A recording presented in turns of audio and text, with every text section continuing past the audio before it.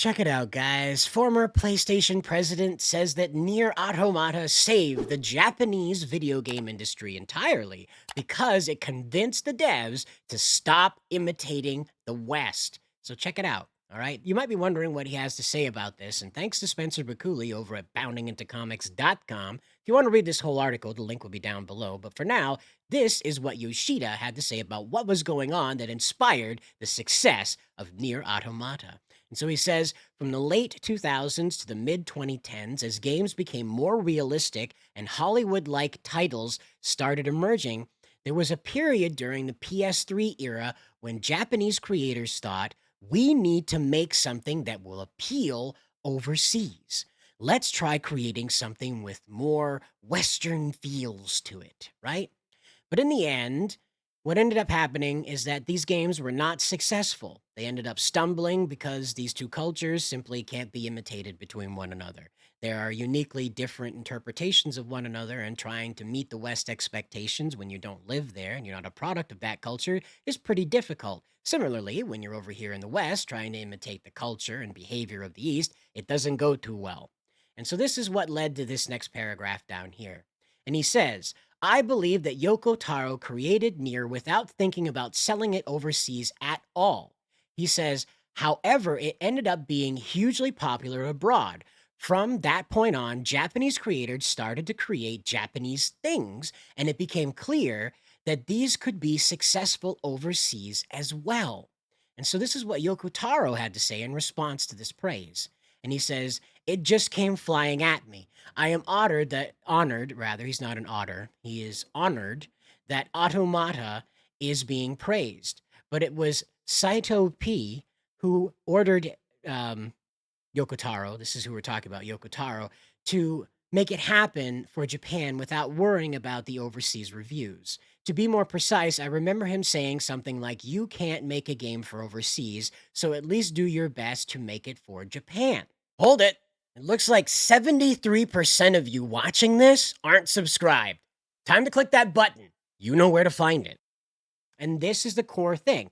If you make a game that respects what you have like your footing in, let me digress into something a bit more familiar. Stephen King was told by his college professor to write the things that he knows, not the things that he doesn't know. He began, this horror writer from Maine, where I come from. I'm not proud of him. I'm just giving you some history.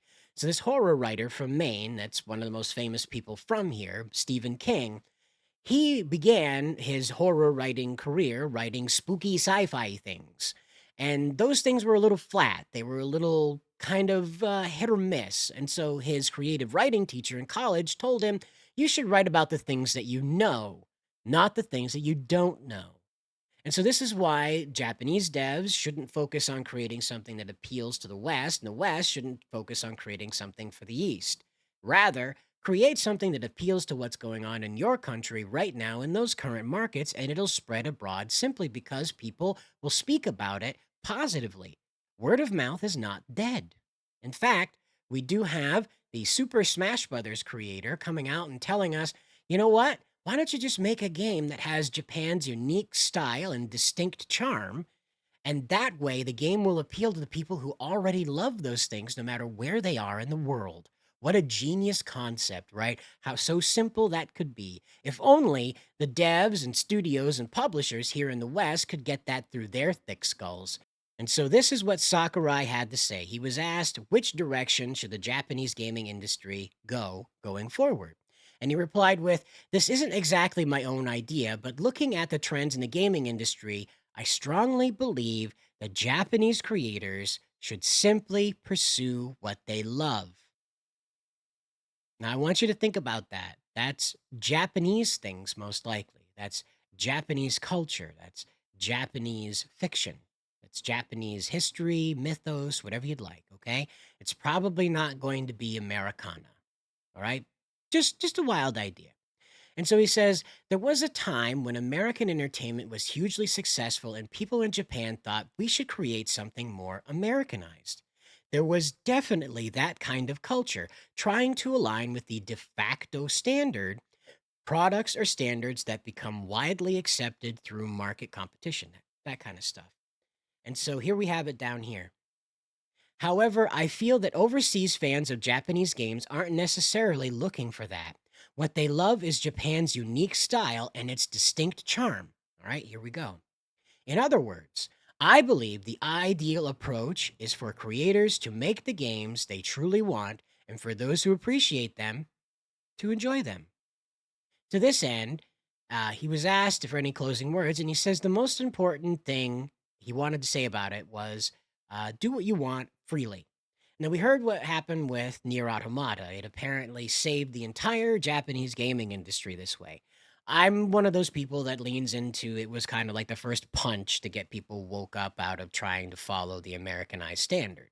Now, as an American, I tend to like American media. Not all the time, maybe not recently, but growing up, I did enjoy American media. Now, a lot of that did overlap with Japanese animators. If you remember, Japanese animators were very involved with American cartoons. We owe the Thundercats and Silverhawks, the visuals, if you will, to Japanese animation studios, undoubtedly. However, um, when it comes to what I appreciate in media, the Japanese stuff tends to get my attention faster than the Western stuff. So I'm one of the people that he's talking about here, that Sakurai is talking about, that I appreciate Japan's unique style and distinct charm.